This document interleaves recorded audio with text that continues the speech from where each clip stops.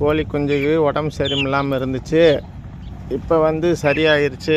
Emergency வார்டுலேருந்து சாதா வார்டுக்கு மாற்றினேன். இதுக்கு உடம்பு சரியில்லாமல் வெள்ளைக்கழிச்சல் எல்லாம் இருந்ததுனால இந்த மருந்து வாங்கி ஊற்றின பிற்பாடு இப்போ நல்லா இருக்குது கோழி.